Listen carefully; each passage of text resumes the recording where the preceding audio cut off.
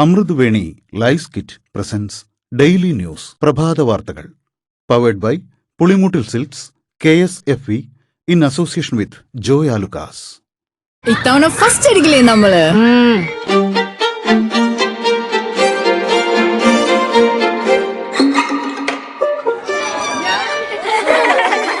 കുട്ടികൾക്കൊക്കെ പെയിൻ ശല്യം ഉണ്ടാകും. അതുകൊണ്ട് ലൈസ് കിറ്റ് ഉപയോഗിച്ച് ക്ലാസ്സിൽ വരാൻ പ്രത്യേക ശ്രദ്ധിക്കണം. ലൈസ് കിറ്റ് ലൈസ് റിമൂവർ പെയിൻ ശല്യത്തിൽ നിന്നും ഉടനടി ആശ്വാസം. നമസ്കാരം, ഞാൻ ഡെയ്സി ബിജു. ഡെയിലി ന്യൂസിന്റെ പ്രഭാത വാർത്തകളിലേക്ക് സ്വാഗതം. ഇന്ന് ഓഗസ്റ്റ് 2 ശനിയാഴ്ച. ചലച്ചിത്ര മിമിക്രി താരം കലാഭവൻ നവാസ് അന്തരിച്ചു. 51 വയസ്സായിരുന്നു. ചോറ്റാനിക്കരയിലെ ഹോട്ടൽ മുറിയിൽ മരിച്ച നിലയിൽ കണ്ടെത്തുകയായിരുന്നു. അഭിനയിച്ചുകൊണ്ടിരുന്ന പ്രകമ്പനം എന്ന ചിത്രത്തിന്റെ അവസാന ഷെഡ്യൂൾ പൂർത്തിയാക്കി ഹോട്ടൽ മുറി വെക്കേറ്റ് ചെയ്യാനായാണ് നവാസ് എത്തിയതെന്നാണ് വിവരം. എന്നാൽ ഏറെ നേരമായിട്ടും ആളെ കാണാത്തതിനാൽ റൂം ബോയ് അന്വേഷിച്ചു ചെന്നപ്പോഴാണ് നവാസിനെ മുറിയിൽ വീണുകിടക്കുന്ന നിലയിൽ കണ്ടത്.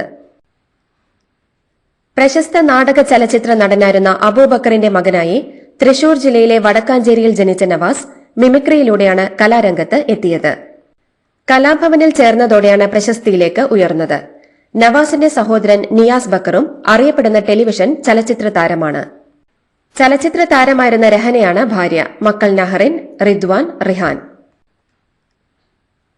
2023 മികച്ച നടന്മാർക്കുള്ള ദേശീയ ചലച്ചിത്ര പുരസ്കാരം ഷാരൂഖ് ഖാനും വിക്രാന്ത് മാസിക്കും.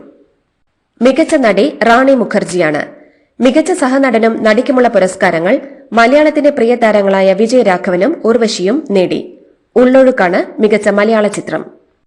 ദ കേരള സ്റ്റോറി എന്ന ചിത്രത്തിന് സുദീപ്തോ സെന്നിനെ മികച്ച സംവിധായകനായി തിരഞ്ഞെടുത്തു.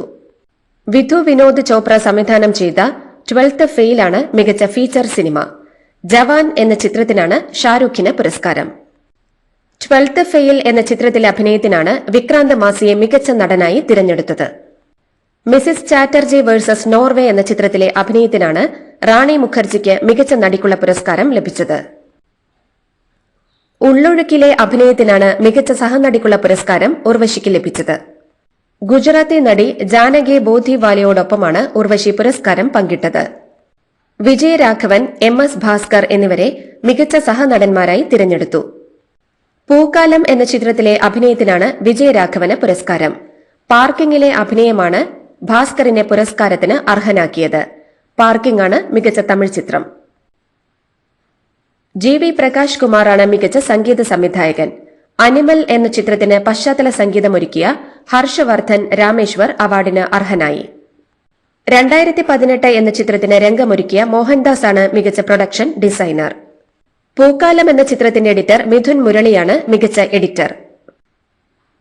71ാമത് ദേശീയ ചലച്ചിത്ര പുരസ്കാര പ്രഖ്യാപനത്തിൽ വിവാദമായ ദി കേരള സ്റ്റോറി എന്ന സിനിമയ്ക്ക് മികച്ച സംവിധായകനുള്ള അവാർഡ് നൽകിയത് അവഹേളനമാണെന്നും കലയെ വർഗീയത വളർത്താനുള്ള ആയുധമാക്കി മാറ്റുകയാണെന്നും മുഖ്യമന്ത്രി പിണറായി വിജയൻ.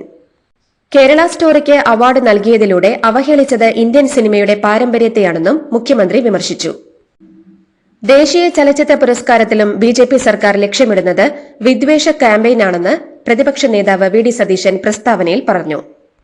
മതവിദ്വേഷം മാത്രം ലക്ഷ്യമിട്ടാണ് ദി കേരള സ്റ്റോറി എന്ന സിനിമയ്ക്ക് പുരസ്കാരം നൽകിയതെന്നും ഇത് അംഗീകരിക്കാനാകില്ലെന്നും VD സതീശൻ പറഞ്ഞു. 71ാമത് ദേശീയ ചലച്ചിത്ര പുരസ്കാരത്തിൽ ദി കേരള സ്റ്റോറി സിനിമയ്ക്ക് അംഗീകാരം ലഭിച്ചത് അങ്ങേയറ്റം ഖേദകരമെന്ന് മന്ത്രി വി ശിവൻകുട്ടി. ദി കേരള സ്റ്റോറിക്ക് ലഭിച്ച അംഗീകാരം മറ്റ് പുരസ്കാരങ്ങളുടെ മൂല്യം തന്നെ കുറയ്ക്കുന്ന ഒന്നാണ്. ഇത് കലയോടുള്ള നീതിയല്ലെന്നും മറിച്ച് സമൂഹത്തിൽ വിഭജനം സൃഷ്ടിക്കാനുള്ള ശ്രമങ്ങൾക്ക് ലഭിച്ച അംഗീകാരമാണെന്നും ഇത്തരം പ്രവണതകൾ നമ്മുടെ രാജ്യത്തിന്റെ ബഹുസ്വരതയ്ക്ക് ഒട്ടും ചേർന്നതല്ലെന്നും അദ്ദേഹം അറിയിച്ചു. കേരളത്തെ അപകീർത്തിപ്പെടുത്താനും മതവിദ്വേഷം വളർത്താനും ഉദ്ദേശിച്ചുള്ള ഒരു സിനിമയ്ക്ക് പുരസ്കാരങ്ങൾ നൽകിയത് അക്ഷന്തവ്യമായ തെറ്റാണെന്ന് മന്ത്രി സജി ചെറിയാൻ വിമർശിച്ചു. മതനിരപേക്ഷതയും മാനുഷിക മൂല്യങ്ങളും ഉയർത്തിപ്പിടിച്ച ഇന്ത്യൻ സിനിമയുടെ മഹത്തായ പാരമ്പര്യത്തിന് ഇത് അപമാനമാണ്. ഫാസിസ്റ്റ് അജണ്ടകൾ നടപ്പാക്കാൻ കലയെ ഒരു ആയുധമായി ഉപയോഗിക്കാനുള്ള ശ്രമമാണിതെന്നും സജി ചെറിയാൻ ഫേസ്ബുക്ക് കുറിപ്പിൽ വ്യക്തമാക്കി. ചൂരൽമല മുണ്ടക്കൈ ഉരുൾപൊട്ടലിലെ ദുരിതബാധിതർക്ക് ടൌൺഷിപ്പിലെ വീടുകൾക്കുള്ള ചെലവ് എത്രയാണെന്ന് വ്യക്തമാക്കി റവന്യൂ മന്ത്രി K രാജൻ. മാതൃകാ വീട് നിർമ്മാണം പൂർത്തിയായതിന് പിന്നാലെ ഉയർന്ന വിവാദങ്ങൾക്ക് മറുപടിയായിട്ടാണ് മന്ത്രി കണക്കുനിരത്തിയത്. ഒരു വീടിന് 30 ലക്ഷം രൂപ ചെലവായെന്നും എന്നാൽ ആ തുകയ്ക്കനുസരിച്ചുള്ള വലിപ്പം വീടിനില്ലെന്നും സോഷ്യൽ മീഡിയയിൽ വിമർശനമുയർന്നതിന് പിന്നാലെയാണ് വീടിന്റെ സവിശേഷതയും ചെലവും വിശദീകരിച്ച് മന്ത്രി കുറിപ്പിറക്കിയത്. തിരുവനന്തപുരം മെഡിക്കൽ കോളേജിലെ യൂറോളജി വകുപ്പിൽ നിന്നും ഉപകരണങ്ങൾ കാണാതായിട്ടില്ലെന്ന് ഡോക്ടർ ഹാരിസ്. ഉപകരണങ്ങൾ എല്ലാ വർഷവും ഓഡിറ്റ് ചെയ്യുന്നതാണ്. ഉപകരണങ്ങൾ ഒന്നും കാണാതായിട്ടില്ല. 14 ലക്ഷം രൂപ വില വരുന്നതാണ് ഓസിലോസ്കോപ്പ്. ആ ഉപകരണത്തിന്റെ എല്ലാ ഭാഗങ്ങളും ഉണ്ട്. ഉപകരണങ്ങൾ കേടാക്കിയിട്ടില്ലെന്നും ഡോക്ടർ ഹാരിസ് പറഞ്ഞു.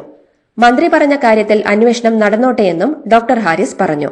കൺഗ്രാചുലേഷൻസ് മിടുക്കിയാട്ടോ. പൈലറ്റ് ആവണമെന്ന് പറയണേ. അവളുടെ ആഗ്രഹമല്ലേ, അവള് പറക്കട്ടെ. ചെലവ് എത്രയാന്ന്? KSFE പുതിയ ഹാർമണി ചിട്ടി ചേരണം. കണ്ണടച്ചു തുറക്കും മുമ്പ് അവളുടെ +2 കഴിയില്ലേ. കടം വാങ്ങാതെയും സ്ഥലം വിൽക്കാതെയും കുട്ടികളെ പഠിപ്പിക്കാം. KSFE ഹാർമണി ചിട്ടികൾ. KSFE ഹാർമണി ചിട്ടിയിൽ ചേരുന്ന 100 ഭാഗ്യശാലികൾക്ക് സിംഗപ്പൂർ യാത്ര സൗജന്യം.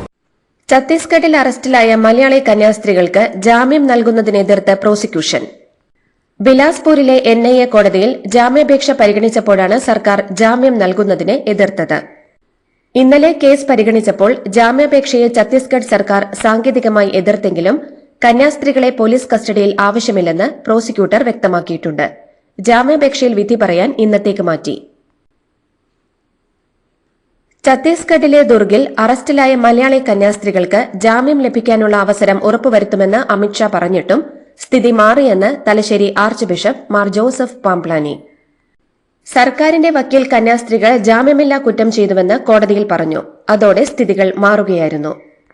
കേന്ദ്ര സർക്കാർ അനുകൂല നിലപാട് സ്വീകരിച്ചിട്ടും ഛത്തീസ്ഗഡ് സർക്കാർ ഒപ്പം നിൽക്കുന്നില്ലെങ്കിൽ അതിനർത്ഥം അവർക്ക് ചില നിക്ഷിപ്ത താൽപര്യം ഉള്ളതുകൊണ്ടാണെന്നും ബിഷപ്പ് പാംപ്ലാനി പറഞ്ഞു. ഛത്തീസ്ഗഡിൽ മലയാളി കന്യാസ്ത്രീകൾക്ക് നേരെ നടന്ന കടന്നാക്രമണത്തിൽ ശക്തമായ പ്രതിഷേധം രേഖപ്പെടുത്തുന്നുവെന്ന് CPM സംസ്ഥാന സെക്രട്ടറി MV ഗോവിന്ദൻ. ഭരണഘടനാ അവകാശങ്ങളുടെ ലംഘനമാണെന്നും തെറ്റായ നിലപാട് തുറന്നു കാണിക്കാൻ ഓഗസ്റ്റ് 3, 4 തീയതികളിൽ മണ്ഡലങ്ങളിൽ LDF പ്രതിഷേധ സംഗമം നടത്തുമെന്നും MV ഗോവിന്ദൻ പറഞ്ഞു. പോലീസ് നോക്കി നിൽക്കെയാണ് സംഘപരിവാർ കടന്നാക്രമണമുണ്ടായതെന്നും MV ഗോവിന്ദൻ പറഞ്ഞു. താൽക്കാലിക VC നിയമനം റദ്ദാക്കണമെന്നാവശ്യപ്പെട്ട് ഗവർണർക്ക് മുഖ്യമന്ത്രി വീണ്ടും കത്തയച്ചു. സാങ്കേതിക ഡിജിറ്റൽ സർവകലാശാലയിൽ നിയമപ്രകാരമല്ല VC നിയമനം നടത്തിയത്. സുപ്രീം കോടതി വിധി വന്ന ശേഷവും അതിന്റെ അന്തസത്തയ്ക്കെതിരായ നടപടിയാണ് ഗവർണറിൽ നിന്നും ഉണ്ടായത്. നിയമന നടപടി സുപ്രീം കോടതി വിധിയുടെ ലംഘനമാണ്. ചാൻസലർ സർക്കാരുമായി യോജിച്ച് തീരുമാനമെടുക്കണമെന്നാണ് കോടതി വിധി. എന്നാൽ ഇന്ന് നിയമിച്ചവർ സർക്കാർ പാനലിൽ ഉള്ളവരല്ലെന്നും മുഖ്യമന്ത്രി കത്തിൽ ചൂണ്ടിക്കാട്ടി. കേരള സർവകലാശാലയിൽ തർക്കം രൂക്ഷമാകുന്നു.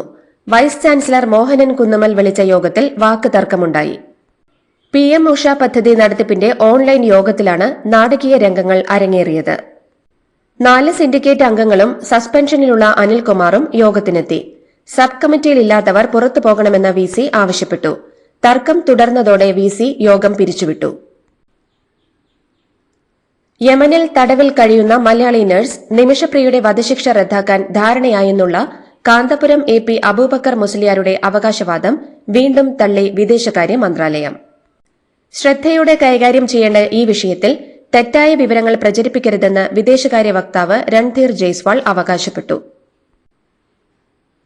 യുവതിയുടെ പരാതിയുടെ അടിസ്ഥാനത്തിലെടുത്ത ബലാത്സംഗ കേസിൽ റാപ്പർ വേടൻ നൽകിയ മുൻകൂർ ജാമ്യാപേക്ഷ കോടതി ഇന്നലെ പരിഗണിച്ചില്ല. സ്വാഭാവിക നടപടിയായി മുൻകൂർ ജാമ്യാപേക്ഷ ഫയലിൽ സ്വീകരിച്ച കോടതി സംസ്ഥാന സർക്കാരിന്റെ വിശദീകരണം തേടി.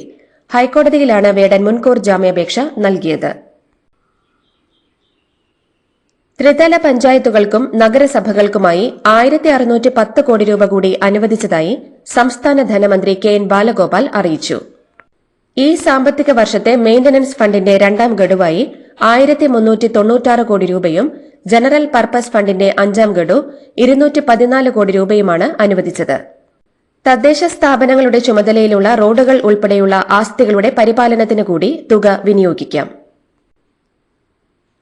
സാഹിത്യകാരൻ MK സാനുവിന്റെ ആരോഗ്യനില ഗുരുതരമായി തുടരുന്നുവെന്ന് മെഡിക്കൽ ബുള്ളറ്റിൻ. കൊച്ചി അമൃത ആശുപത്രിയിൽ തീവ്രപരിചരണ വിഭാഗത്തിൽ ചികിത്സയിലാണ് MK സാനു. ഇടുക്കി ശാന്തൻപാറ പേത്തൊട്ടിയിലെ കാർഡമം ഹിൽ റിസർവിൽ ഉൾപ്പെട്ട ഭൂമിയിൽ നിന്നും വ്യാപകമായി മരം മുറിച്ചു മാറ്റുന്നുവെന്ന വാർത്തയിൽ സ്വമേധയാ കേസെടുത്ത ദേശീയ ഹരിത ട്രിബ്യൂണൽ. കേസിൽ സംസ്ഥാന വനം വകുപ്പിലെ പ്രിൻസിപ്പൽ ചീഫ് കൺസർവേറ്റർ ഉൾപ്പെടെ 5 കക്ഷികൾക്ക് ദേശീയ ഹരിത ട്രിബ്യൂണൽ നോട്ടീസ് അയച്ചു. കോതമംഗലത്ത് യുവാവ് വിഷമുള്ളിൽ ചെന്ന് മരിച്ച സംഭവം കൊലപാതകമെന്ന് സ്ഥിരീകരിച്ച പോലീസ്. സംഭവത്തിൽ ചേലാട് സ്വദേശിനിയായ അധീനയെ പോലീസ് അറസ്റ്റ് ചെയ്തു. മാതിരപ്പള്ളി സ്വദേശി അൻസലിനെയാണ് യുവതി വിഷം കൊടുത്ത് കൊലപ്പെടുത്തിയത്. യുവതി മറ്റൊരാളുമായി അടുപ്പത്തിലായിരുന്നു. അതോടെ അൻസലിനെ ഒഴിവാക്കാനാണ് വിഷം നൽകിയതെന്നാണ് പോലീസിന്റെ കണ്ടെത്തൽ. ഓണക്കാലത്തെ തിരക്ക് കുറയ്ക്കുന്നതിന്റെ ഭാഗമായി സ്പെഷ്യൽ ട്രെയിനുകൾ അനുവദിച്ച് റെയിൽവേ. ചെന്നൈ, കൊല്ലം, മംഗലാപുരം, തിരുവനന്തപുരം റൂട്ടിലാണ് സ്പെഷ്യൽ ട്രെയിനുകൾ അനുവദിച്ചിരിക്കുന്നത്. കോഴിക്കോട് പശുക്കടവ് കോങ്ങാട് മലയിൽ പശുവിനെ തീറ്റാൻ പോയി കാണാതായ വീട്ടമ്മയെ മരിച്ച നിലയിൽ കണ്ടെത്തി. ചൂളപ്പറമ്പിൽ ഷിജുവിന്റെ ഭാര്യ ബോബിയെയാണ് വനത്തിനുള്ളിൽ മരിച്ച നിലയിൽ കണ്ടെത്തിയത്. കോങ്ങാട് വനത്തിൽ പശുവിനെ തീറ്റാൻ പോയതായിരുന്നു ബേബി. പശുവിനെയും വനത്തിനുള്ളിൽ ചത്ത നിലയിൽ കണ്ടെത്തി. സംഭവത്തിൽ പോലീസ് വിശദമായ അന്വേഷണം തുടങ്ങി.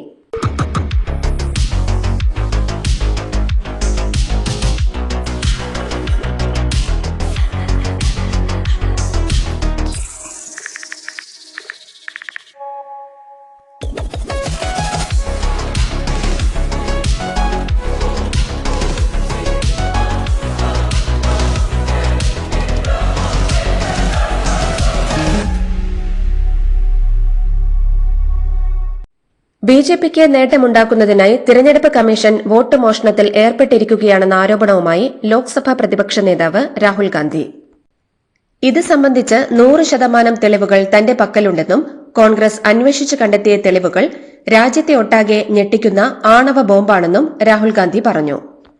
ആ ബോംബിന്റെ സ്ഫോടനമുണ്ടാകുന്നതോടെ രാജ്യത്തെ തെരഞ്ഞെടുപ്പ് കമ്മീഷനെ പിന്നെ നിങ്ങൾ കാണില്ലെന്നും രാഹുൽ കൂട്ടിച്ചേർത്തു.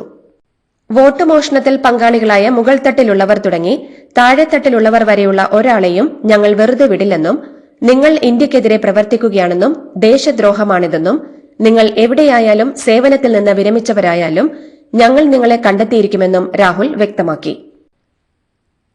ബംഗളൂരുവിൽ മോചനദ്രവ്യം ആവശ്യപ്പെട്ട് 13-കാരനെ തട്ടിക്കൊണ്ടുപോയി കഴുത്തറുത്തുകൊന്ന് മൃതദേഹം കത്തിച്ചു. ബംഗളൂരു ക്രൈസ്റ്റ് സ്കൂളിലെ 8ാം ക്ലാസ്സുകാരനായ നിശ്ചിതാണ് കൊല്ലപ്പെട്ടത്. കുട്ടിയുടെ വീട്ടിൽ ഇടയ്ക്ക് വണ്ടിയോടിക്കാൻ വരാറുള്ള ഗുരുമൂർത്തിയും കൂട്ടാളി ഗോപി കൃഷ്ണയും ചേർന്നാണ് ക്രൂരകൃത്യം നടത്തിയത്. അക്രമികളെ പിന്തുടർന്നെത്തിയ പോലീസിന് നേരെ ഇവർ കത്തിവീശി ആക്രമിക്കാൻ ശ്രമിച്ചു. ആക്രമിച്ച് രക്ഷപ്പെടാൻ ശ്രമിച്ച പ്രതികളെ കാലിൽ വെടിവെച്ചാണ് പിടികൂടിയത്. ബംഗളൂരു നഗരത്തിലെ അരകരയിലെ വൈശ്യ കോളനിയിലാണ് നടക്കുന്ന സംഭവം. തമിഴ്നാട്ടിൽ സർക്കാർ പദ്ധതികൾക്ക് MK സ്റ്റാലിന്റെ പേര് നൽകരുതെന്ന് മദ്രാസ് ഹൈക്കോടതി. ചീഫ് ജസ്റ്റിസ് ബെഞ്ചാണ് ഇടക്കാല ഉത്തരവ് പുറപ്പെടുവിച്ചിരിക്കുന്നത്. എന്നാൽ സർക്കാർ പരസ്യത്തിൽ നിലവിലെ മുഖ്യമന്ത്രിയുടെ ചിത്രം ഉപയോഗിക്കാമെന്നും കോടതി അറിയിച്ചു. ഉങ്ങളുടൻ സ്റ്റാലിൻ പദ്ധതിക്കെതിരെ അണ്ണാ DMK MP നൽകിയ ഹർജിയിലാണ് ഉത്തരവ്. വീട്ടുജോലിക്കാരിയെ ബലാത്സംഗം ചെയ്ത കേസിൽ JDS മുൻ MP പ്രജ്വൽ രേവണ്ണ കുറ്റക്കാരനാണെന്ന് ബംഗളൂരുവിലെ പ്രത്യേക കോടതി വിധിച്ചു. മുൻ പ്രധാനമന്ത്രി HD ദേവഗൌഡയുടെ ചെറുമകനാണ് പ്രജ്വൽ രേവണ്ണ. ശിക്ഷാവിധി ഇന്ന് പ്രഖ്യാപിക്കുമെന്ന് കോടതി അറിയിച്ചു. MP-മാർക്കും MLA-മാർക്കും വേണ്ടിയുള്ള പ്രത്യേക കോടതിയിലാണ് വിചാരണ നടന്നത്. പുതിയ കാലത്തെ മാധ്യമപ്രവർത്തകരെ കാണുമ്പോൾ മുഖത്തടിക്കാൻ തോന്നാറുണ്ടെന്ന് തെലങ്കാന മുഖ്യമന്ത്രി രേവന്ത് റെഡ്ഡി. സ്വയം മാധ്യമപ്രവർത്തകർ എന്ന് പറഞ്ഞു നടക്കുന്നവർക്ക് അക്ഷരങ്ങൾ പോലും നേരാവണ്ണം അറിയില്ലെന്നും മുതിർന്ന മാധ്യമപ്രവർത്തകരെ കാണുമ്പോൾ ബഹുമാനിക്കണം എന്ന സാമാന്യ ബോധം പോലും അവർക്കില്ലെന്നും അദ്ദേഹം ആരോപിച്ചു. ആരാണ് ഒരു മാധ്യമപ്രവർത്തകനെന്ന് നിർവചിക്കാൻ മുതിർന്ന മാധ്യമപ്രവർത്തകർ സെമിനാറുകൾ നടത്തേണ്ടത് ഇന്നത്തെ മാധ്യമ രംഗത്തിന്റെ ആവശ്യമാണെന്നും രേവന്ത് റെഡ്ഡി കൂട്ടിച്ചേർത്തു. ബീഹാർ നിയമസഭാ തെരഞ്ഞെടുപ്പിന് മുന്നോടിയായി തയ്യാറാക്കിയ കരട് പട്ടികയിൽ 65 ലക്ഷത്തിലധികം വോട്ടർമാരെ ഒഴിവാക്കിയതായി റിപ്പോർട്ട്. വോട്ടർമാരിൽ പലരും മരിക്കുകയോ സംസ്ഥാനം വിട്ടുപോകുകയോ കണ്ടെത്താൻ കഴിയാത്തവരോ ഒന്നിലേറെ തവണ വോട്ടർ പട്ടികയിൽ രജിസ്റ്റർ ചെയ്തവരോ ആണെന്നാണ് വിവരം. അതേസമയം ഭരണകക്ഷിയായ NDA സഹായിക്കാനുള്ള നീക്കമായാണ് പട്ടിക പുതുക്കലിനെ പ്രതിപക്ഷം വിമർശിക്കുന്നത്.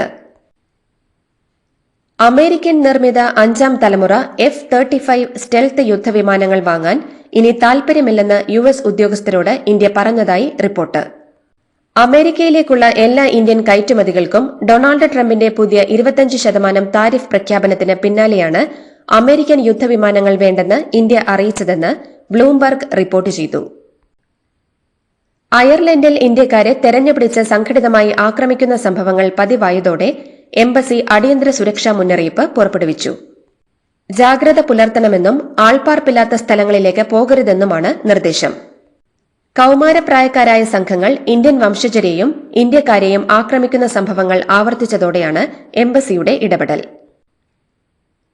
റിലയൻസ് ഗ്രൂപ്പ് ചെയർമാൻ അനിൽ അംബാനിക്കെതിരെ എൻഫോഴ്സ്മെന്റ് ഡയറക്ടറേറ്റ് ലുക്കൌട്ട് നോട്ടീസ് പുറപ്പെടുവിച്ചതായി റിപ്പോർട്ട്.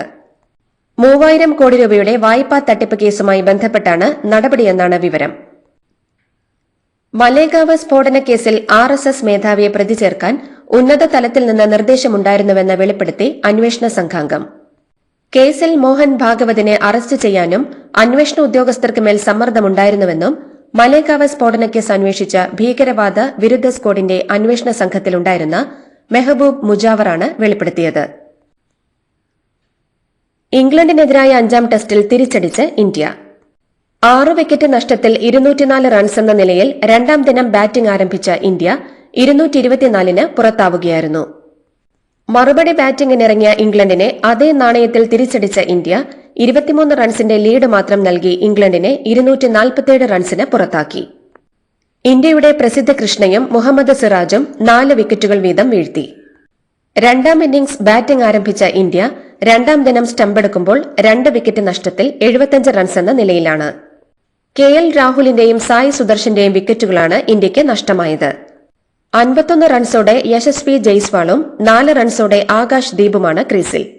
ഇതോടുകൂടി ഡെയിലി ന്യൂസിന്റെ ഇന്നത്തെ പ്രഭാത വാർത്തകൾ സമാപിക്കുന്നു. ഡെയിലി ന്യൂസിന് വേണ്ടി വാർത്തകൾ വായിച്ചത് ഡെയ്സി പിച്ചു. ഡെയിലി ന്യൂസ് ലൈവ്.in വാർത്തകൾ വിരൽ തുമ്പിൽ.